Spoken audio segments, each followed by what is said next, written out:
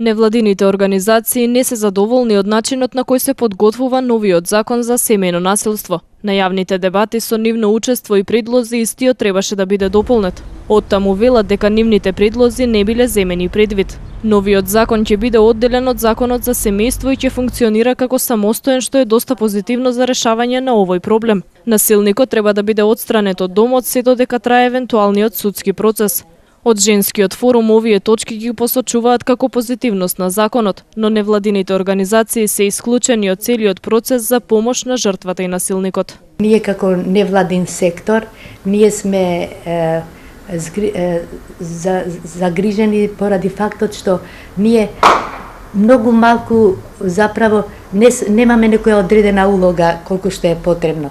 Затоа што невладиниот сектор за семејно насилство во минатото па се уште работи во правец на заштита од семејно насилство, мислам во период од долги години. А нашата улога е многу минимална во овој процес.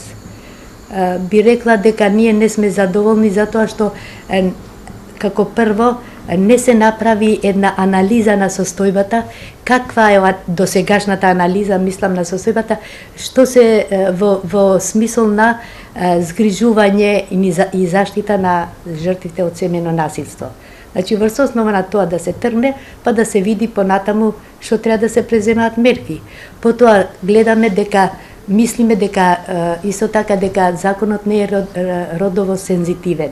Ако се тргне од фактот дека секој трет граѓанин е жртва на семејно насилство, според истражувањата последни што се извршени, значи тоа е околу 37,7% од населението, значи ова се зборува за сериозен проблем.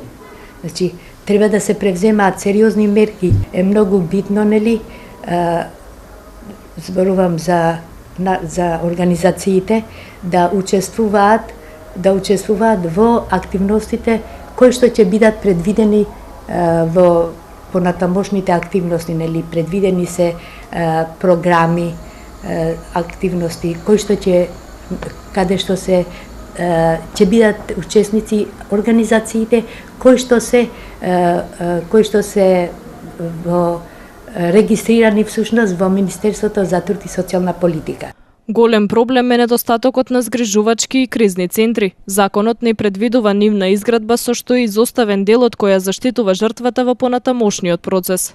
Ако се земе предвид, како што реков ја, дека 37,7% се врши семејно насилство, истражувањето покажува, тоа значи дека нас ни недостасуваат загрижувачките центри, така наречени шелтер што ги нарекуваме, затоа што имаме само 4 низ целата република. А би требало на секој 10.000 жители да има по еден центар, значи тоа му доаѓа на 100.000 всушност, му доаѓа околу 20 на центри. А исто така и кризни центри, имаме само еден, и тоа е еден кризен центар во Скопје, што на вистина воопшто не е доволно. Затоа што не можат граѓаните да дојдат од, да речеме, од Струмица или од Охрид, да дојдат до Скопје.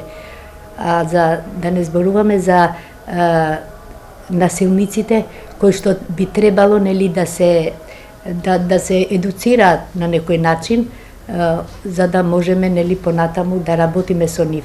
Со еден кризен центар ништо не се прави. Значи, сепак, ја мислам дека е недоволно ова што е предвидено со законот. Нашите случаи што сме ги имале, насилството се повторува, значи пак има насилство врз жената и не се решава проблемот. Насилникот, например, може, ова е казниво, зависи, нели, дали се работи за физичко, психичко или економско, нели, какво насилство. Казниво и насилникот со закон треба да биде, нели, спречен, нели, да се затвори, нели. Има таму, во зависност од судските процеси, тоа го одредуваат додуше.